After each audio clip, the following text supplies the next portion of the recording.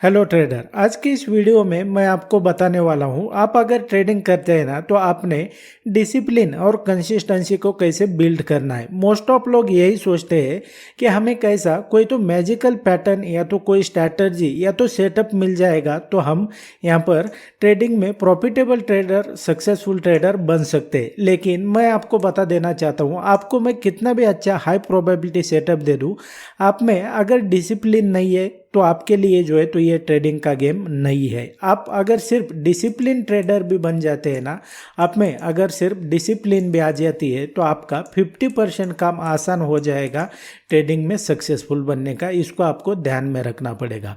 तो उसके लिए जो है तो आपको क्या करना होता है ये भी मैं आपको बताऊंगा कि डिसिप्लिन और कंसिस्टेंसी कैसे बिल्ड करनी है, मेंटेन करनी है। तो सबसे पहले आपको कभी भी ध्यान में रखना है कि हमें हर एक मूवमेंट को चेस नहीं करना है। इसका मतलब क्या है कि आप जब मार्केट क्लोज हो जाता है ना तो आप क्या करते हैं कि भाई प्राइस इस लेवल से नीचे क्यों गया, यहाँ से क्यों ऊपर गया, यहाँ से नीचे क्यों आया, फिर से यहाँ से ऊपर क्यों गया, इसके बारे में जो है तो आप देखते हो और यही सोचते हो कि भाई हमें इस लेवल पर एंट्री क्यों नहीं मिला, इस लेवल पर एंट्री क्यों नहीं मिला। लेकिन आपको हर एक मूवमेंट को चेस करने की ज़रूरत नहीं है। आपको ट्रेड ही वही लेना है जिसको जो है तो हाई प्रोबेबिलिटी सेटअप है और जिसको आपने बैक टेस्ट किया है। अब इसका क्या मतलब है, अब मान लो क्या हुआ कि आपको जो है ना, मान लो आपने एक कोई सेटअप है, जैसे मैं आपको बता दूं कि आपने मान लो पीओसी के ऊपर आप ट्रेड करने वाले थे। वो किस तरीके से, जैसा अभी आपके सामने अगर देखेंगे तो ये पीओसी क्या होता है क्या नहीं है ये ऑलरेडी मैंने आपको बताया हुआ है। इसमें जैसे कि यहाँ पर अगर देखेंगे तो ये जो बीच की जो लाइन है तो ये क्या है कि ये पॉइंट ऑफ कंट्रोल है। ऐसा मान लो कि आपने जो है तो ये ट्रेडिंग सेटअप मैंने ऑलरेडी आपको दिया हुआ है और आप इसके ऊपर जो है तो आपने इसको बहुत बार इसको बैक टेस्ट किया है और आपके फेवर में मोस्ट ऑफ टाइम ये सेटअप काम करता है।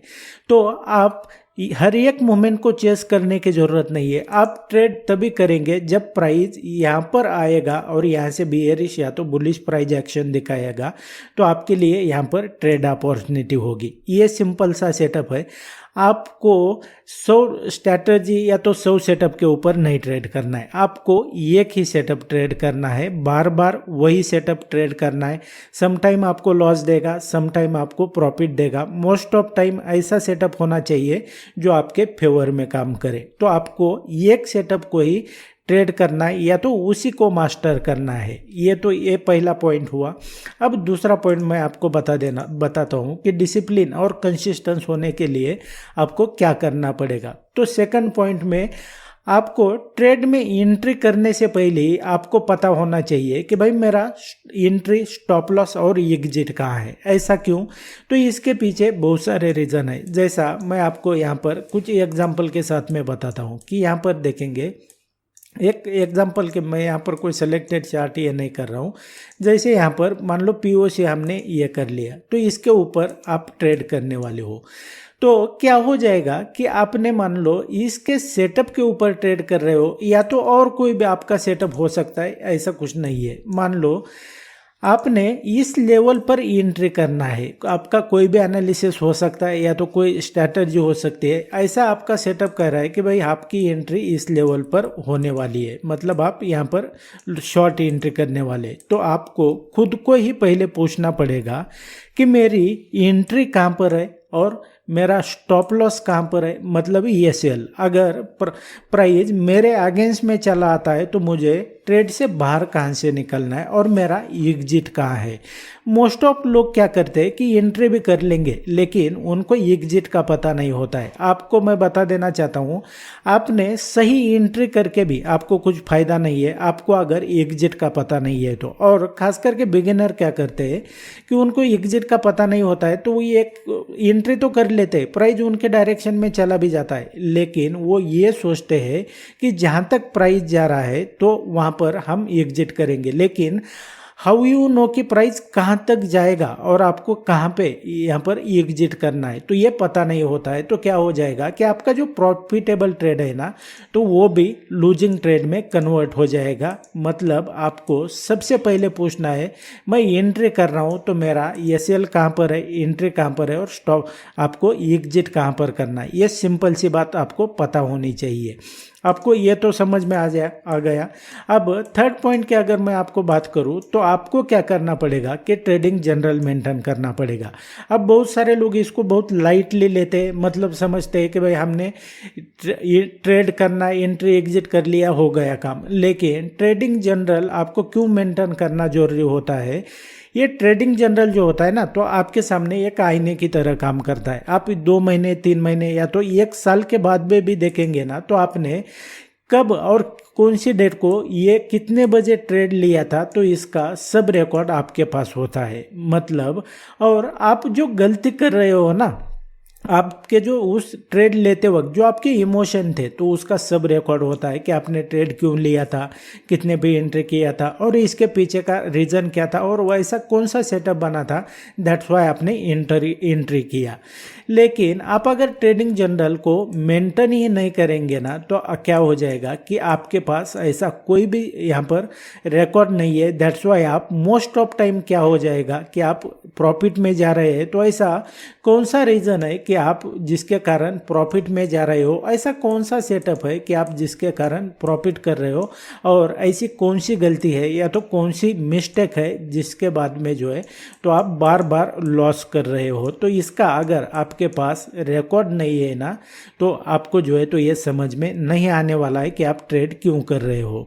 अब इसका एक और फायदा क्या होता है ट्रेडिंग जनरल मेंटेन करने का, तो इससे जो है ना तो आपकी एक्यूरेसी क्या चल रही है आपको पता होता है। आप ट्रेड क्यों ले रहे हो, कहाँ पर एंट्री कर रहे हो, कहाँ पर एग्जिट कर रहे हो, ऐसे कौन सी गलतियाँ कर रहे हो कि दैट्स वाई आप बार बार लॉस कर रहे हो, या तो ऐसा कौन सा रीज़न है या तो कौन सा सेटअप है जिसकी वजह से आप बार बार यहाँ पर प्रॉफिट में जा रहे हो। ये थर्ड रीज़न मैंने आपको बता दिया। तो आपको कंसिस्टेंसी और डिसिप्लिन मेंटेन करना है ना, तो इसको फॉलो करना पड़ेगा। अब थर्ड पॉइंट मैं आपको बता देना चाहता हूँ कि रिस्क मैनेजमेंट। आप अगर सोचते हैं ना कि हमें सेटअप या तो कोई स्ट्रैटेजी मिल जाए, तो मैं आपको बता देना चाहता हूँ कि दुनिया भर के जितने भी सारे प्रॉफिटेबल ट्रेडर हैं ना, उनमें हर एक ट्रेडर में कॉमन एक चीज़ देखने को मिलती है, उनका जो रिस्क मैनेजमेंट होता है ना, तो वो बहुत तगड़ा होता है। मतलब किसी का सेटअप अलग हो सकता है, किसी की स्ट्रैटेजी अलग हो सकती है, लेकिन उनका जो रिस्क मैनेजमेंट का जो फॉर्मूला है तो वो सभी फॉलो करते हैं। मतलब वो उसमें मास्टर होते हैं, ऐसा आप सिंपल लैंग्वेज में समझ सकते हैं। तो आप भी कोई उनसे अलग नहीं हो, लेकिन बस आपको ये देखना पड़ेगा कि भाई वो इस प्रॉफिटेबल ट्रेडर जो है तो वो ऐसा क्या करते हैं जो आपको पता नहीं है। तो आपको मैंने बता दिया। आप अगर कुछ भी सेटअप अलग हो सकता है, स्ट्रैटेजी अलग हो सकती है, लेकिन रिस्क मैनेजमेंट जो होता है ना, तो वो सभी ट्रेडर में कॉमन होता है, जो भी प्रॉफिटेबल ट्रेडर है।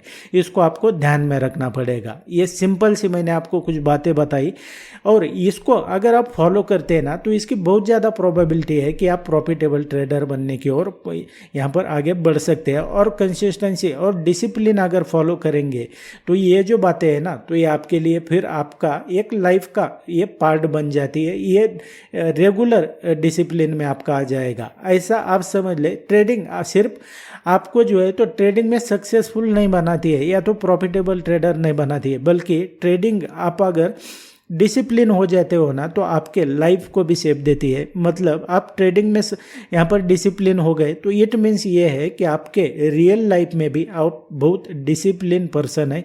इसको आप कंसिडर कर सकते हो। वीडियो आपके लिए अच्छा रहा होगा ऐसा आप समझते हैं, तो वीडियो को लाइक शेयर कमेंट कर दो। और मेरा आने वाला वीडियो सबसे पहले देखना चाहते हैं ना, तो चैनल को सब्सक्राइब करके रखो बॉस, ताकि जब भी मैं नया वीडियो अपलोड करूँगा सबसे पहले आपको नोटिफिकेशन मिल जाएगा। मैं मिलता हूँ नेक्स्ट एपिसोड में।